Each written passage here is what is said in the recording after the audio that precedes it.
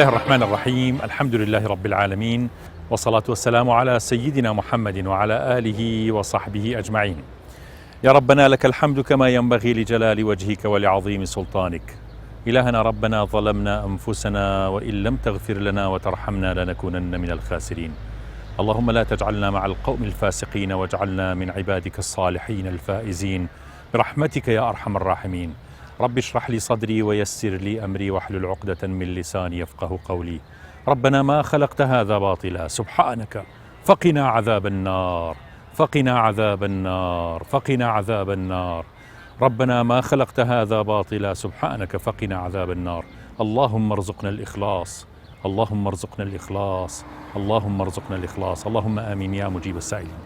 خۆشەویستانم، سلام و ڕەحمەت و بەرەکەتی خوای گەورەتان لێبێت و جارێکتر لە بەرنامەی شیرین چا لە کەناڵی ئاسمانی پەیام لە خزمەت ئێوەی ئازیز و خۆشەویستین لە هەفتەی پێشوازی لە مانگە مبارەکەکەی ڕەمەزان. ئێمە ڕەجەب و شەعبانمان خەریکە شەعبانیش تێپەڕێنین و ئینشاءالله کەوینە مانگی پیرۆزی ڕەمەزان. ئەمەڵقێ تایبەتەکەین بەوەی کە چۆن پێشوازی لە مانگی ڕەمەزان بکەین، چۆن خۆمانی بۆ ئامادە بکەین. ئامادەبوون بۆ مانگی پیرۆزی ڕەمەزان مانای چیە گەێنێت؟ ئایا تا کوێ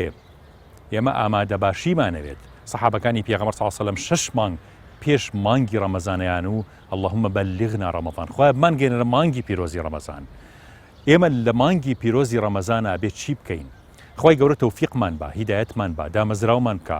دڵمان شەرح بکات بۆ ئەم مانگە مبارەکە، بۆ مانگی قورئان، بۆ مانگی فەتحی مەککە، بۆ مانگی پیرۆزی ڕەمەزان، بۆ مانگی شەوەکانی قەدر و بۆ مانگی شەو ڕۆژە مبارەکەکانی بەدر و سەرکەوتنی ئیسلام. لەبەرەوە ئازانم ئەم مانگە مانگێکی زۆر زۆر گەورەیە. با بە دڵ ئامادە بین، با نیەتی لێبێنین، با تەوبە بکەین، با پرۆژەمان هەبێت کە چی بکەین لە مانگە مبارەکەیە، با خۆمان بە ڕۆح و بە گیانمان ئامادەیە مانگە پیرۆزە بین وەکو چۆن سفرەکانمان ئامادەکەین، سفرەی ڕۆحیشمان ئامادە بکەین. فەرمونە ئەڵقەی ئەمجار. نەکەی و ئەبزانیت دەستبردنە بۆ گۆڕانکاری قەدەرەکانە گۆڕێت. دەستی تۆ، هەوڵی تۆ، بیری قوڵی تۆ ئاوی سازگار ناهێنێت. هەمووی ئەوەی تۆ دەستی نیزایە ئەگەر وەربگیرێت. قەدەرەکان ئەسپی خۆیان تاوەدەن و باشترینن. لە چاوتروکانێکە حەق تەعالا حاڵێ ئەگۆڕێ بە حاڵێکی تر. ڕێبواری ڕێی دنیاین، ڕێی ڕێبواریت ناشرین و پۆخەڵ مەکە. میوان ئەبێ بڕوات، ترست لە پلان و پیلانەکانی مرۆڤێکی وەک خۆت نەبێت، هەرچی کەسێ بێت. چڵەپۆپەی تواناکانیان جێبەجێکردنی ئیرادەیەکی خوایە لە تۆیە، نەک زیاتر. واز لە ترس و دڵە ڕاوکێ بێنە، چونکە ترس ڕێگە لە مردن ناگرێت، بەڵام ڕێگەی ژیانت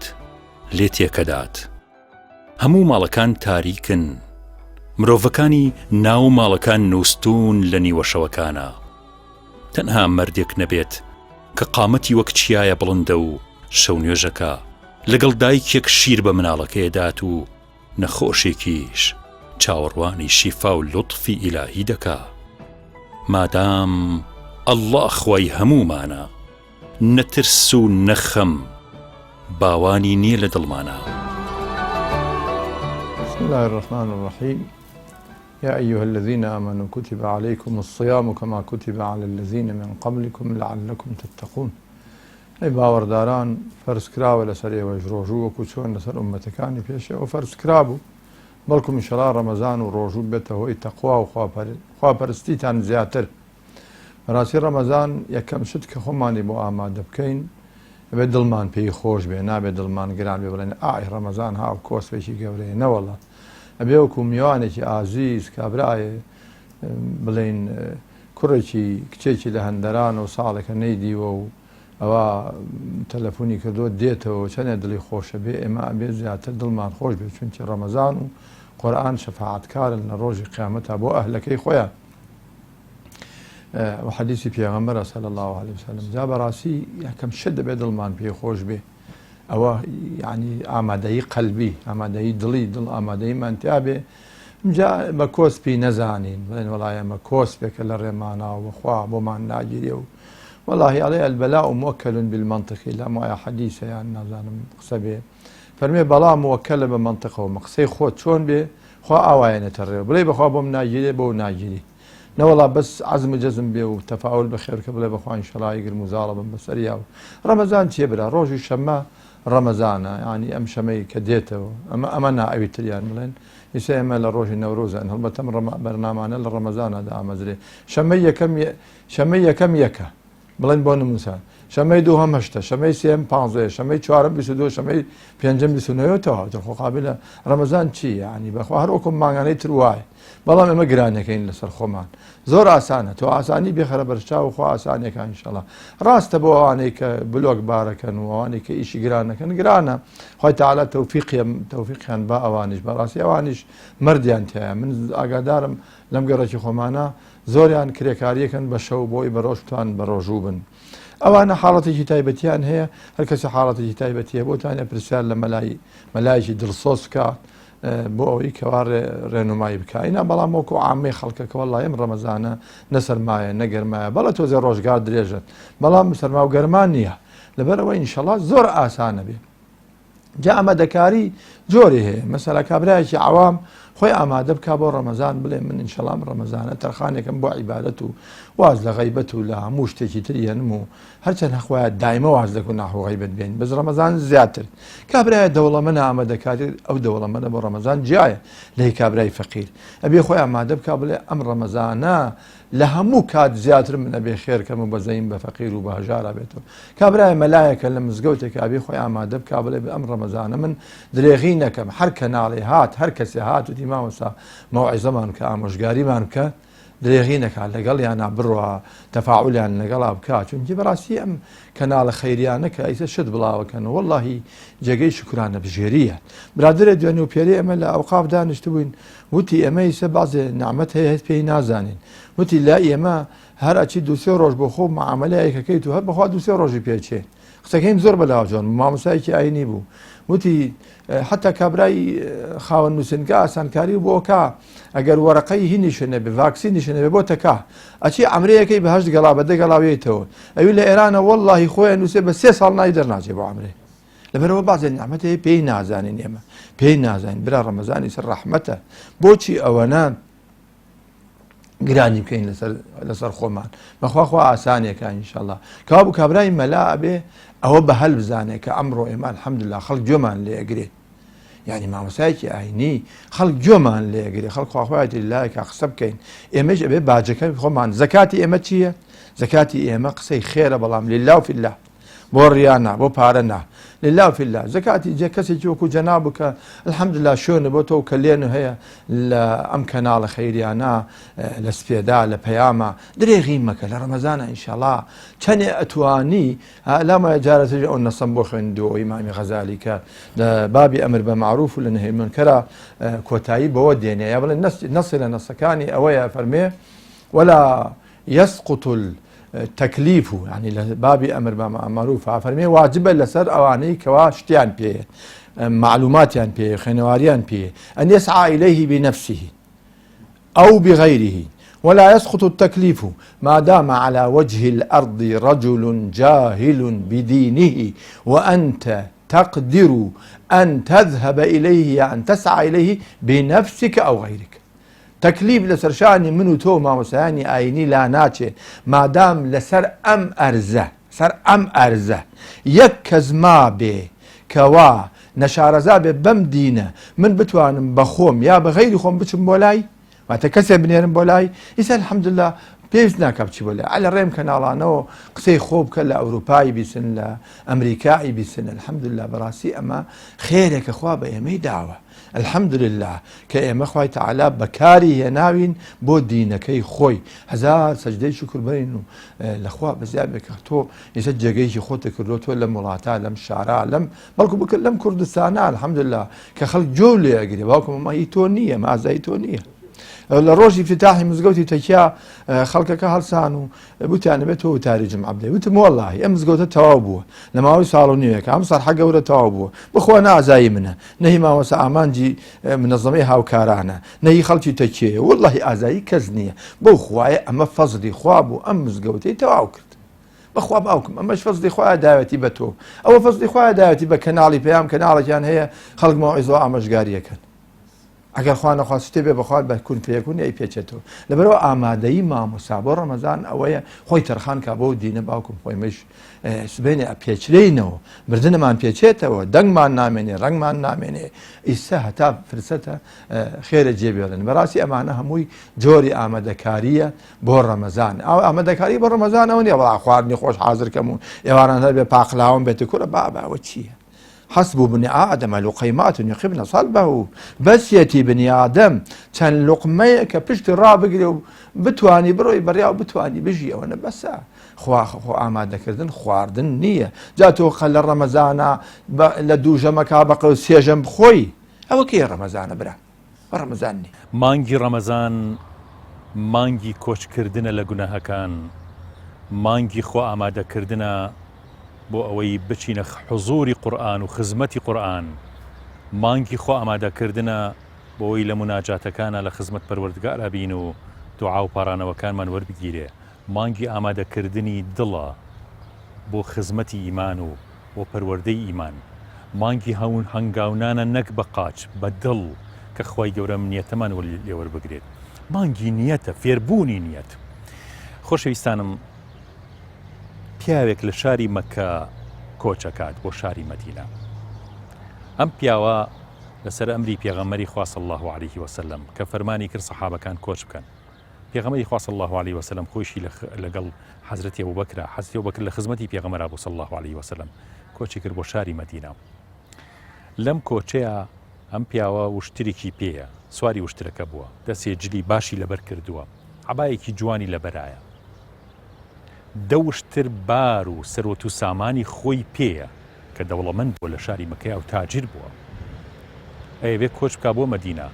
ئەم دەبار وشترە هەموو سەرۆت و سامانێک بووە کە لە هەموو ژیانی خۆیە خۆی کردوتەوە سەحابی پێغەمبەر صلی الله علیه وسلم ئەیەوێ بچێ بۆ شاری مەدینە لە ڕێگا کۆمەڵێک لە کافرەکانی مەکە ڕێی پێگرن کاچێتە دەرەوەی مەکە ڕێی پێگرن ئەشنە بەردەمی ئەڵێن ئەبا یەحیا واتە سوهەیبی ڕۆمی ئەبا یەحیا کاتێک تۆ هاتیتە مەکە پیاوێکی غەریبە بووی لە وڵاتی ڕۆمە هاتبووی بەندە بووی ئازاد بوویت ژیانت سادە بوو دەوڵەمەند بووی دەستی کرد بە تیجارەت و بازرگانی کردن ئێستا بوویتە بازرگان و هەموو سەرۆت و سامانەکەت پێیە هەندێک لە سەرۆت و سامانەکەیش لە شاری مەکەیە جێهێڵاوە پێمان بڵێ ئەو سامانەی لە مەکەیە شاردوتەوە لە کوایە یان ناهێڵین کەوا کۆچ بکەیت ئەبێ بگەڕیتەوە بۆ مەکە ئەوان ئەیانەیە پەشیمانی بکەنەوە لە کۆچ و پەشیمانیکەوە ئیسلام چکە ئەو ڕێگەیان هەبوو ئەو تەکتیکیان هەبوو کە خەڵکیان بە زۆرە بردەوە بۆ شاری مەکە بۆی واز لە ئیسلام بێنێ وردە وردە یا پەشیمانە بوویەوە یاخود دوایی هیجرەتێ کرد بۆ شاری مەدینە لە فرسەتێکی ترا بەڵام ئەیانیت عەرقەلە بخەنە ئەو ئیشە پرۆژە گەورەی پێغەمبەری خوا صلی الله علیه وسلم کە کۆچکردنە و بڵاوکردنەوەی ئیسلام لە عالەمی ئیسلامیە کە ئەوان ئەیانزانی ئەبعادەکانی کۆچی پێغەمبەری خوا صلی الله عليه وسلم تا کۆڕوە وەختێک کە ئەیانوت لە ناو شاری مەکەیە ئەصحاب و پێغەمبەری خوا صلی الله عليه وسلم فەرموو لا إله إلا الله دووری ئەم لا إله إلا الله کافرەکان هەستیان پێ کرد تا کۆڕوات ئەگاتە کوێ ئەگاتە ئەم زەمەنی ئێمە و داهاتوویش لەبەرەوە کافرەکانیش خەڵکانێکی گەمژە نەبوون نەزان ئەبعاد و بنەماکان و قووەتی ئەم دینە لە کوایە هەرو کۆی کە ئێستا کافر و ملهوڕ و زلهێزەکانی دنیاش کە موئامەرە لە ئیسلام و لە موسڵمانانەکەن بە هەمان ئامانج لەبەرەوە چوونە بەردەمی سوهەیبی ڕۆمی ئەبێ بگەڕیتەوە بۆ مەکە وتی ئەگەر سەرۆت و سامانەکە وتیان سەرۆت و سامانەکە جێبێڵیت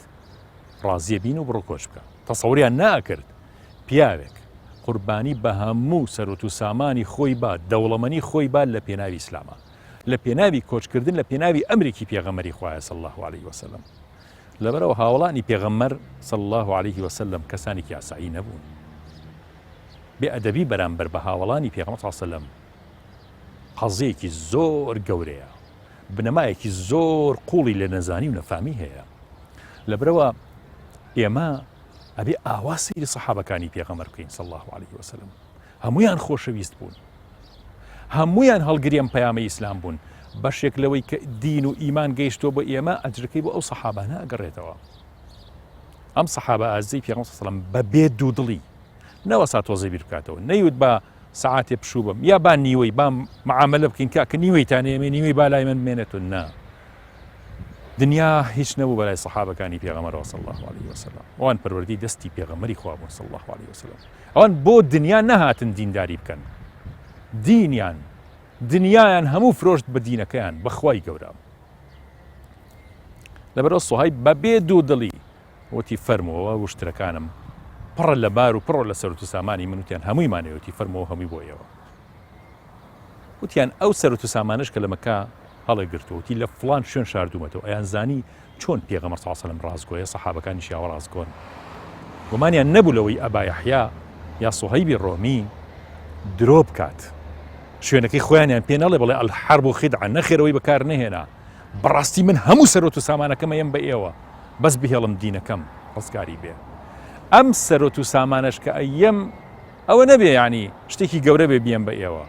دوعایەکی بچووکە لە خزمەت پەروەردگارە خوایە، تۆ منە قبول کردو بە عەبدی خۆت، منە قبول کردو بە مهاجر و هیجرەت بکەم بۆ خزمەتی پێغەمبەر صلی الله علیه و سەلەم. من یەکێکم لە ئومەتەکەی پێغەمبەر صلی الله علیه و سەلەم، هەروکو چۆن کەوا دوو کوڕەکەی حەزرەتی ئادەم قابیل و هابیل ئەیویست بزانێ قوربانێکی قبول بووە، سوهەیبی ڕۆمیش ئەوێ بزانێ قوربانێکی قبول بووە. ئەم شتە تۆزەکەمەی دنیا کە هی خوا خۆیەتی تۆزە خستێتێ دەستی ئەم تا تاقی بکاتەوە، ئایا لە تاقیکردنەوەکە دەرچووە. لەبەرەوە سوهەیبی ڕۆمی نەک بە بێ دوودڵی ئەسڵەن هەر باکی نەبوو لەم سەرۆت و سامانەوەی مەکەیشی پێوتن لەکوایە. ویستیان کافرەکان ویستیان زیاتر قورسی بکەن لەسەری، بەڵکو پەشیمان بێتەوە. امتحانە خوای یەکەش ئاوایە ئازیزانم. وتیان سوهەیب ئەو عابایی بەرێ زۆر گران بەهای و زۆر جوانیشە،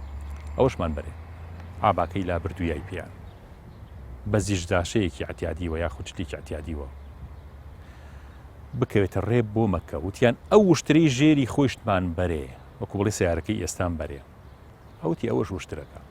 بەڕوت و ڕۆجاڵی لەوانەی خواردنیشی پێ نەبوو بێت 20 ڕۆژ ڕێگا بگرێتە بر بۆ شاری مەدینە، پەشیمان نەبێتەوە، دڵی لەلەیەک نەکا بڵێ ئەم هەموو سەرۆت و سامانە من ئەم نەخۆشیەم توش بوو، خوایە بۆ تووشی خەڵکی تری ناکەی، بۆ تووشی منە بێت، ئەم بەڵاو موسیبەتە ئەم سەرۆت و سامانەم بۆ وای لێ هاو. هەمووی بەخشی،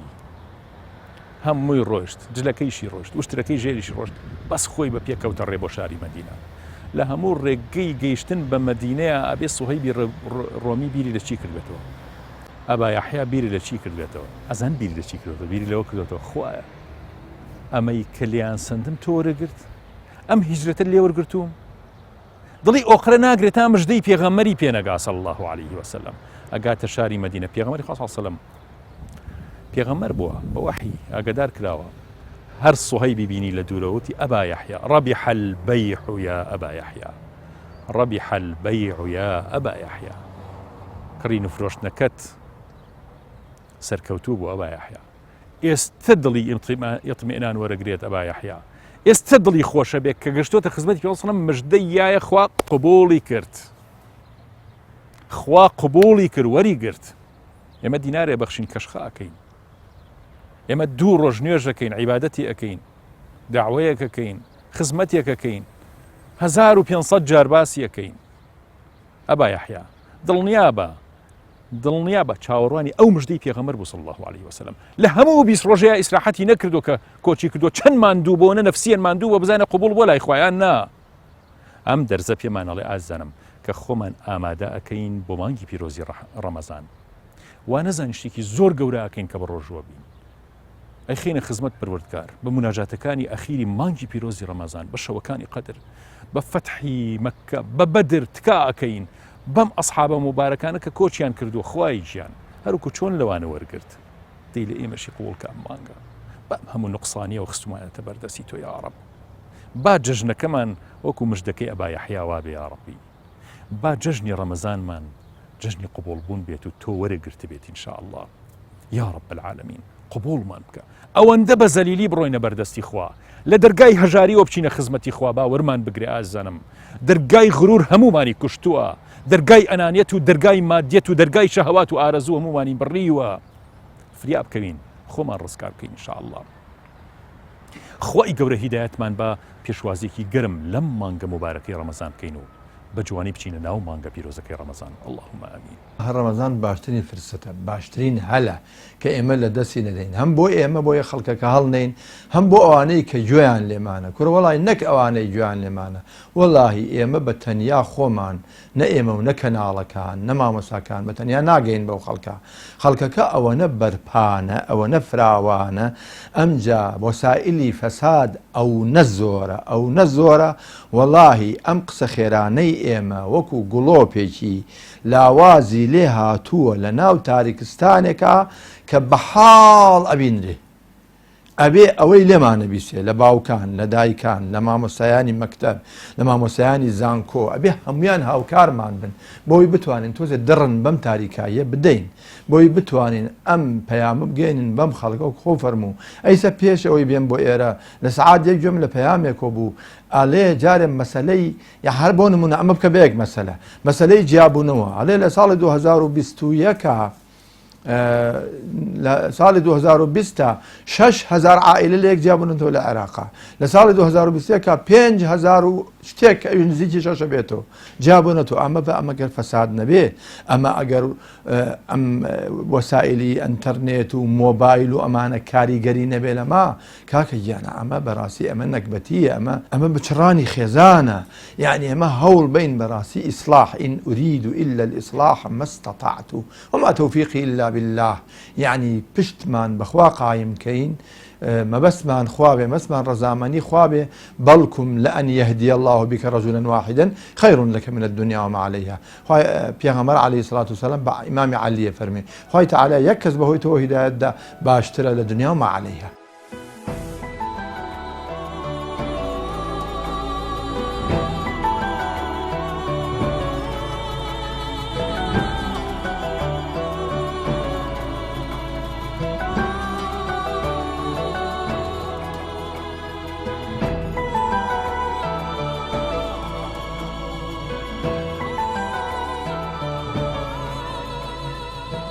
ئیسە من جارجار بەم کۆڵانی خۆمان ناڕۆم یا بەم کۆڵان ناڕۆم ئافرەتە چای بە منەکەوێ سەرپۆشەکە دا بەسەر، ئەڵێم بابە بۆچی بۆ منە دێ بەسەر تا؟ ئەی بۆ خوا بۆ نایدەی بەسەر تا؟ من چیم تا تۆ شەرم لە من بکەی؟ بەڵام بەڕاستی حەق وایە ئافرەت لەوە تێبگەیە کە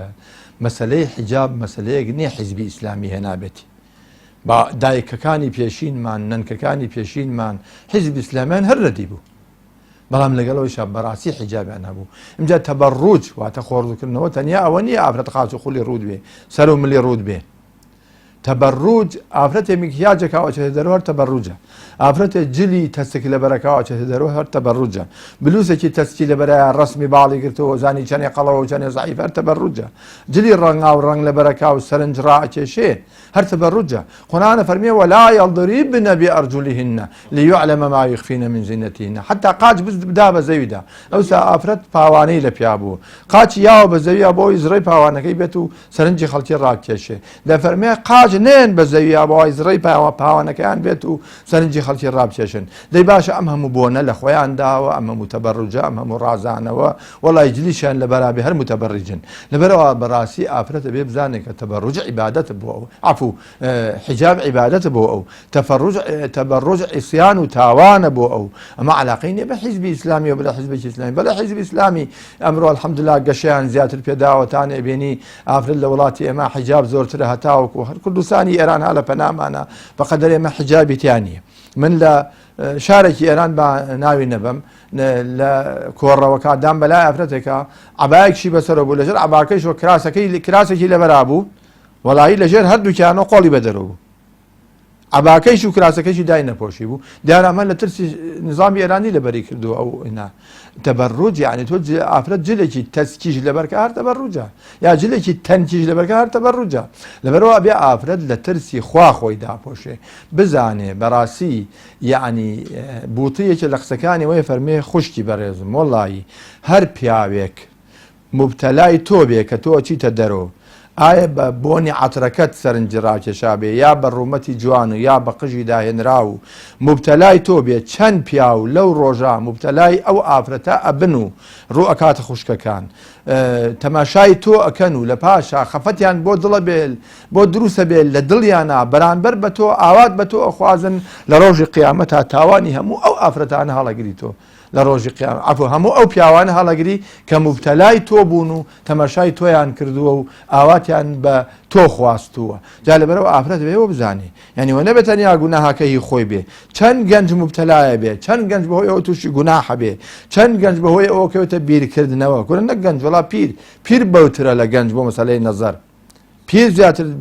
نەزەر ئەکات و نەفسی زیندووترە لە گەنج لەبەرەوە بەڕاستی ئافرەتە بێ ئاوا بیر لە مەسەلەی حیجاب کاتەوە یعنی ئیسە لەم وڵاتی ئێمە الحەمدوللا من لە سلێمانیا بووم لە ساڵەکانی 67 لە ساڵی 7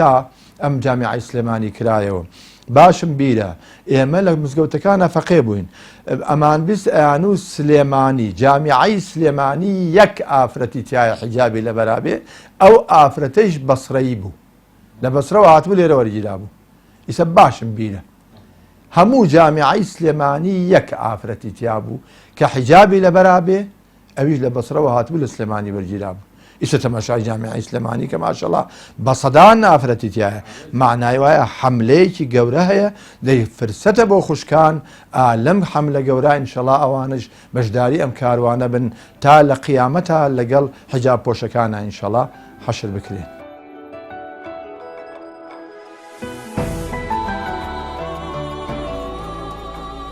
ئەو مرۆڤەی خۆشی دەرەبڕێت خۆشیەکانی سنووری خێزان و پێکەنینی خۆی و نزیکانی ئەبڕێت دەگاتە ئیعلانکردنی خۆشیەکانی و هاوسۆزانی کۆکاتەوە و هەیکاتە ئاهەنگ و شادی و هەڵپەرکێ بەداخەوە لە وڵاتی ئێمە و نیشتیمانی داخکراومان دێ ئەن ساڵە سەدان قەیران و گەندەڵی و بێوەفایی خۆشی و ساڕێژی برینی نەهێڵاوین بە گەورەکردنی یاد و بۆنەکان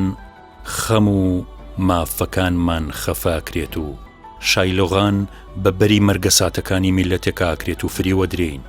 جەیدا خەپەند وەرناگرین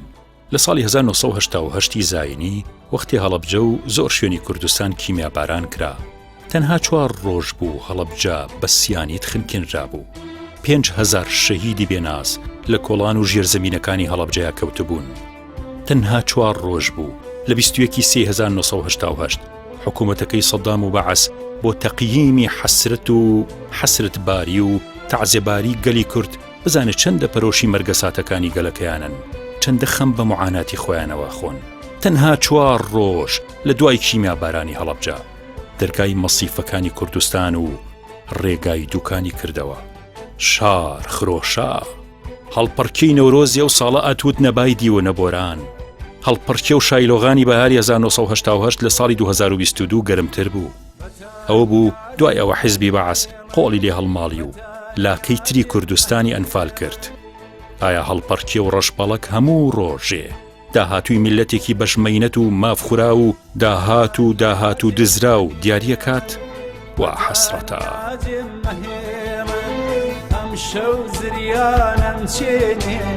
ئەم شەو زریانم چێنێ تەمومشدام دەپۆشێ مانگە شەو دەم ڕفێنێ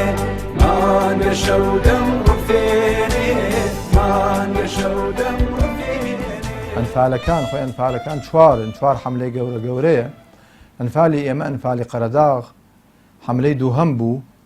دەستی پێ کرد بە لەواقع ئەلمانی دووە دەستی پێ کرد بەڵام گەرمیەکەی لە شەوی لێدانی سێوسێنانەوە دەستی پێ کرد ئێنا ئێمە وەکو تەکیە و بەلەگزار لە 27 لەسەر 27 بوو ئێوارەکەی ئێمە سەعاتێکی 27 ئێمە قەسفی کیمیاوی کراین 108 ساڕوخی کیمیابارانی نابە ناو تەکیە و بەلەگزار و دەوروبەرەکەیەوە من خۆم لەویا زۆر بە سەختی نەکتەنیا من هەموو خەڵکەکە نەخۆش کەوتن بە تایبەتی بازێکمان هەر چاویشمان کۆر بوو من 6 دانە سەعات چاوم هەر نەبینا تەنیا ئەوە نامتوانی ئاوا هەڵی بڕم جارجار ئەوش نەمەتوانیت زۆر بەردەوام بم خوای تەعالا هەنوێنی کرد بە شیفای چاوەکانمان هەنوێنمان تێکرد بازی هەنوێنی ساغ مابوو لە دێکایی ماڵی مامەم بوو کاک سەلاحمان هەبوو دەستی تەزمیدی هەبوو پێ سەلاحی شێ مەحموو پێمانەوە سەلاحی حاجی نەهێ ئەو بەر نەکەو لەو کاتان نازم لە شارە زۆر بوو لە کوێ بوو بە هاواری ئێمە هاتەوە بەر نەکەو بەس لە دوای ئەو هەنوێنیان بۆ هێنا کردێ ناو سرنجەوە و کردێ چاوی زۆر بەمانەوە ئەو هەنوێنە خوا کردی بە شیفای چاومانە گینا زۆرمان چاومان کوێر بوو بەڵام سەختی ئەنفال دەستی پێکرد لە 22 لەسەر 23 سێ بەخوا نەختێ گۆشتیان بۆی هێنابووین لە مەنجەڵێکا دامان نابوو کە لە یانیتر نەگۆشت و مەنجەڵەکەمان بەسەر ئاگرەکەەوە جێڵە ئەیسەش بمای هەر لەسەر ئاگرەکە بوو لە سێوسێنانە ئەو چل ڕاجیمە نزیکەی 60 کەسی شەهید کرد ئیتر ئێمە نەمانتوانی بەدەم سێوسێنانە بڕۆین هەرەوە نمان پێکرا ڕامان کرد ئەوەی کە توانی بەدەم سێوسێنانە بڕوە تەنیا کۆشک بوو کۆشک کیمیایی بەر نەکەوت بوو کۆشک ڕۆیشتن بەدەم سێوسێنانە ئەوی جەنازەکانیان بەچی هێنا بە مەکینەی جووت قسانە عەرەبانەی مەکینەوە و بە مۆقەت لە گۆڕستانی کۆشکان ناشتیان هەر ئەوەنەش فریاکەوتن ئەو شەوە چاڵێکیان بۆڵکەندن بە جەماعی ناشتیان و تر خۆیشان هاتن بەڕێوە ئەوانیش یعنی ئەنفال بەڕاستی حاڵەتێکە حەقوایە کورد لە بیری نەچێ هەردوو لامان بیرمان نەچێ هەم لایەنی خەڵکەکە کە ئەوەمان دی وەحەقوایە ئێمە کە بینیومانە بۆ ئەجیالی داهاتووی بگێڕینەوە وەحەقوا بوو کار بەدەستانیش لە بیریان نەچێ چونکە ئەوە خەڵکەی ئەنفال کرا لە سایی سەری ئەوان و ئەنفال کرا بەڕاستی لە پێناوی ئەوانە ئەنفال کرا لە پێناو سیاسەتی لار و چەوتی ئەوانە ئەنفال کرا ئەو سیاسەتەی کە تا ئیستەژ لار و چەوتە جا لە بەڕاستی ئێمە ناڵێن بەعز دەستی نەبووتیایە بەڵام هەر چۆن بێ ئەو خەڵکە قەڵغان بوو بۆ ئەوان قەڵغان بوو بۆ ئەوان ئەبووە هەموو شتێکیان لەبیر چوایەتەوە بەس ئەنفال و کیمیابارانیان لەبیر نەچوایەتەوە لەو مەئساتانەی ئەنفال کە من بینیم کە ئێمە ڕامان کرد ڕۆشتین هەڵبەتە چەند شەوێ لە قۆپی قەراقا ماینەوە بە هیوا بووین کەوا شتێ بێ و بگەڕێنەوە بەس تەنیا دیارە هیواکەشمان هەڵە بوو لە دوایە ناچار کە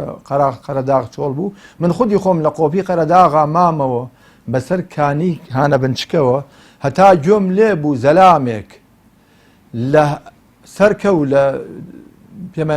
پێڵێن دەربەن بەرەوڵێ هاو بەرەو هانە بنچک پیاوێکی بەڵخەیی لای منە بوو ناوی شێخ حەمۆمین بوو ئەو پیاوەش بەڵخەیی بوو کە ئەوی بینی لە منی نەبینی ئەوی بینی بانی لێکردی حەمۆمین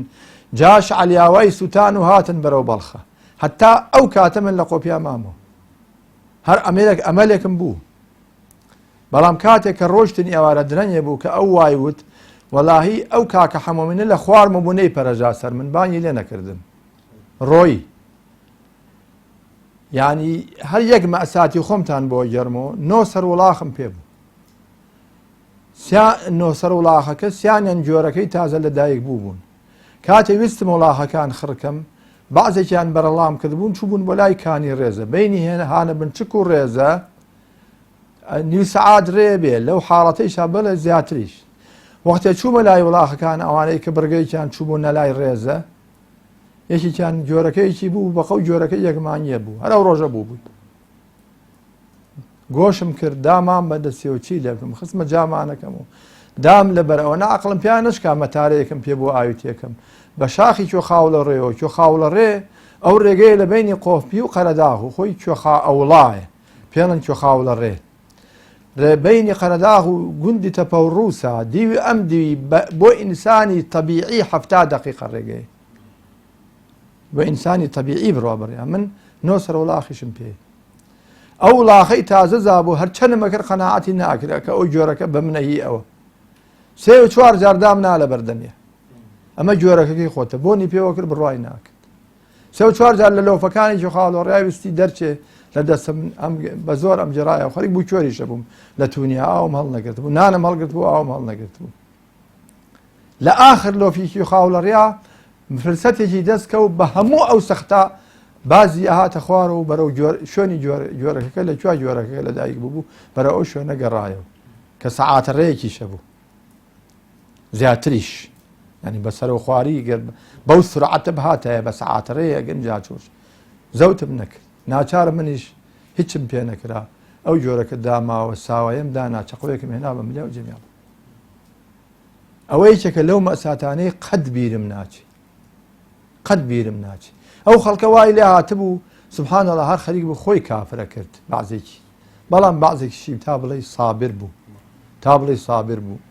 وەڵاهی یەکێک لەو مەساتانەی ترکە لە ئەنفالا بیرم ناچێ سێ و چوار شەو لە ئەشکەوتی مامەران نابووین مامەران لە بینی تیلەکۆ و بەراوگەلایە ئەشکەوتێکی سەختە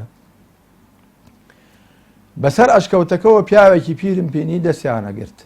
وتم ئای ئەمە جابچۆ برچێکە وتیان ئەمە خەمی ئەمەوە نەبێ ئەمە بە پێی خۆی توانێ بڕوا دەستی بگرین وتم ئەیکێوتێ وەڵا باوکیشی ماوە باوکیشمان جێڵاوە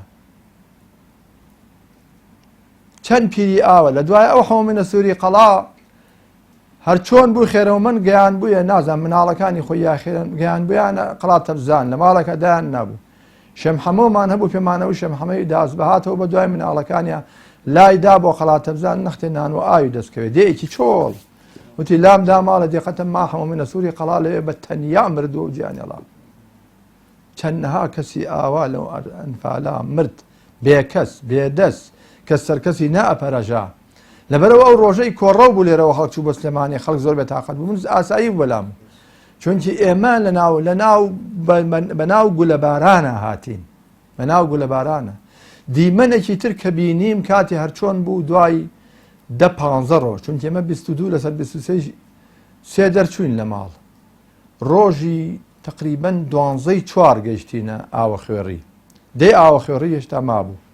دیمەنێکی مردانم بینی لە دەی ئاوە خوێڕی قەت بیرم ناچێ هەرچی خەڵکی ئاوە خوێڕی هەیە پیاوەکانیان هاتبوو لەسەر جادەکە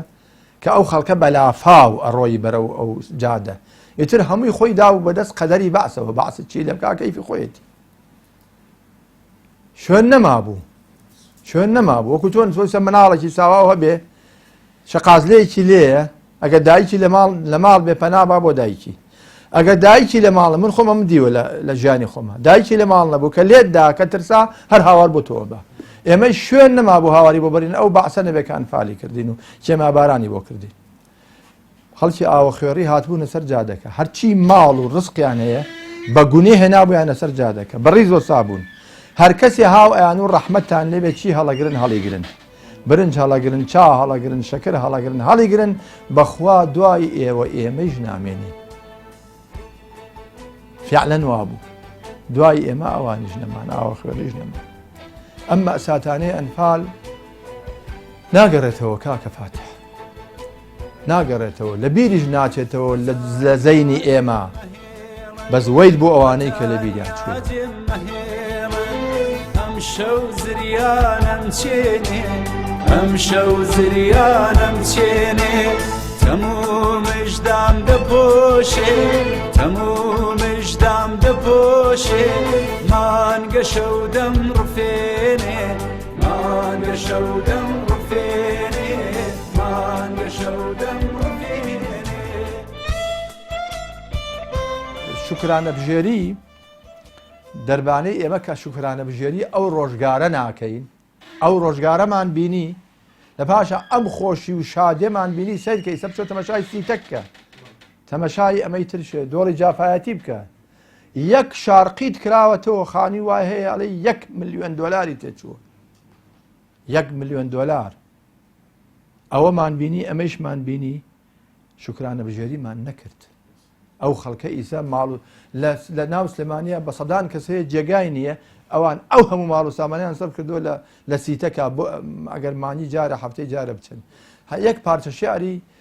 شێخ نەجمەدینی سابری هەیە دەربارەی شکرانە نەبژێری ئێمە ئەوەش بزانی شێخ نەجمەدینی سابری ڕەحمەتی خوای لێبێ ساڵی 1944 وەفاتی کردووە سابری باپیرەی ئەم شێم هەمەوەیە کە لە ئیسە لە شۆڕژەی کەرکووکە ئەمە پارچە شارێکی سابریە گونجاوە لەگەڵ ئەمڕۆی ئێمە کە ئەو ئەنفالەمان نەبینیوە ئەفو ئەم ئەفالەمان بینیوە و دەرسمان لێوەرنەگرتووە بە تایبەتی ئەوانەی کە دەرسمان لێوەرنەگرتەوە بەڕاستی زۆر گونجاوە لەگەڵ ئەمڕۆی کوردستانی ئەمەیشە عەرزم کردی سابری ڕەحمەتی خوای لێبێ باپیرەی ئەم شێخ محەممەدەیە کە ئیسە لە کەرکووکە شەمحەمەی شۆڕجە مەشهورە چونکی ئەسلان لە شۆڕجە لە گوندی شۆڕجە بوون و ساڵی 1944 سابری وەفاتی کردووە. ملاحەزە فەرمونون چی ئەفەرمێ لەم شیعرە ناونشانی شعرەکەی پاییزی پیری دیارە مەقسەی هەر پاییزی پیری وڵاتەکەمانە نەک خودی خۆی ڕەنگە خۆشی پیر بوو بێ لەو کاتە بەس مەبەستی پاییزی پیری وڵاتە یعنی کورد بەڕاستی کوردستان پیر بوو ئەو کوردستانە پر شەوق و زەوقە ئەو پر کوردستانە پر تەضحیە و قوربانیە ئەو کوردستانە کە من هەموو جارە لە خوتبەکانیشە بە خەڵک ئەڵێم ئەڵێم شەر بە جادەی جمهوری لە چاخانەی کندی و هەتاوەکو ئەچێتە باب و شەرقی بەقەدەر هەموو سلێمانی سە جامانەی تیا بوو چونکی ئەو کاتە خەڵک ئومێدی بە کوردستان هەبوو ئەو کاتە خەڵکەوی و کورد هەیە ئەو کاتە خەڵک لە تەحەدیە بوو لە تەحەدیە بەتەمای پاشە ڕۆژێکی کوردستان بوو بەتەمای ئەوە بوو دەوڵەتی کوردی تەشکیل ببێت و خەڵک ئومێدی مابوو ئەمڕۆ ئەم دەوڵەتە کوردی ئومێدی بە خەڵک نەیەڵا وای لێکرد خەڵک نەک ئینتیمای بۆ دینەکە نەما ئینتیمای بۆ وەتەنی نەما وەتەنێک یعنی تخوا وەتەنێ وای لێ بێ بە سەدان گەنجمان بڕوان ببن بە خۆراکی ماسیەکانی بەحری ئیجا و تورکیا و کوێ لە تاو نەبوونی ڕابکەن پیرەکانیشمان یەک و دوو لەسەرەی مەعاشی تەقاعودیە بمرن ببن بەژێر پێی خەڵکۆ ئیتر ئینتیما بۆ وەتەن بۆ بمێنێ لە کاتێکە ئەمە هاین لەسەر بەحرێکی نەوت جاگوێ لە سابری بگرین بەڕاستی بە ئوسلوبە جوانەکەی خۆی تعبیرێکی زۆر جوانی کردووە فەرمێ پاییزی پیری پیا بوو نەوجەوانیمان نەما نەوبەهاری عەیش و نۆش و کامەرانیمان نەما شێری پیری دەست و پێی ناسکی جوانی تێکشکان قووەتی سەرپەنجە و باسک و زرانیمان نەما ئێمە دنیامان نەخست و ئەو هەمووی خستی نەژێر ئاعتیبار و دەسەڵات و پاڵەوانیمان نەما ناخەڵەب بووین و ڕەوشتی باب و باپیرمان نەگرت خواشوناسی و ئیفتیخار و خانەدانیمان نەما ڕوو لە چۆڵی غەفڵەت و پشتمان لە کەعبەی مەقسەدە ئەی موسڵمانی نەکەڵکی ئاوەدانیمان نەما چونکە سوجادەی پدەرمان خستە سەر جادەی عەدوو زەوقی دین و خوێندنی سەبع المەثانیمان نەما خاوەنی خەرمانی مێگەل بووین و ڕوتبە و ئیعتیبار ئێستە باشاری شوانی و ئاشەوانیمان نەما دزی پیری گەنجی عمری خۆشەویستمانی دزی بۆیەوە مات و کزین و شادومانیمان نەما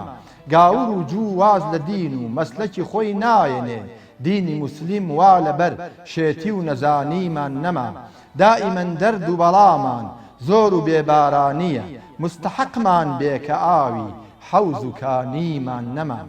دائیمەن دەرد و بەڵامان زۆر و بێبارانیە مستحقمان بێ کە ئاوی حەوز و کانیمان نەما ئابڕوومان وەک عەرەق ئەتکێتە جام و بادەوە حورمەتی دینمان بەقەد چای بەیانیمان نەما سابری فەقر و خەناعەت فەخرە بۆ دین پەروەران سەد شوکر وا مەرتەبەی دنیای فانیمان نەما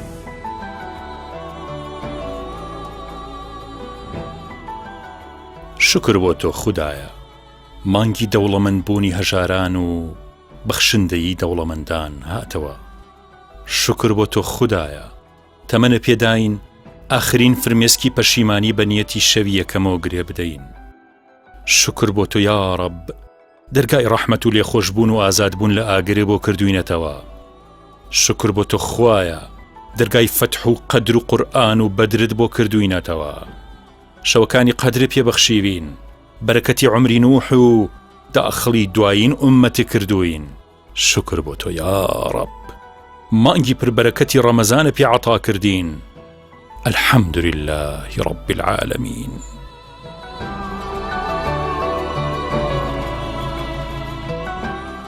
مادام ئێمە لە پێشوازی مانگی پیرۆزی ڕەمەزانین مادام لە دەرگای مانگی ڕەمەزانە ڕاوەستاوین ئینشاءالله خۆی گەورە عومرمان بام چەند ڕۆژە بگەینە خزمەتی مانگی پیرۆزی ڕەمەزان لەبەرەوە لە ئێستاوم پێتان ئەڵێم جەژنتان پیرۆز چونکە لەگەڵ گەیشتینە مانگی ڕەمەزان ئینشاءالله جەژنتان پیرۆز چونکە سەرکەوتنمان بەدەستێناوە ئینشاءالله ئەگەر یەک ڕۆژیش تایە بە ڕۆژوو بین و دوای ئەوە بگەینە خزمەتی پەروەردگار ئینشاءالله قبول کراوەکانی لای خوین با ئەم مانگی ڕەمەزانە بکەین بە مانگی تەوبە بیکەین و مانگی پرۆژەی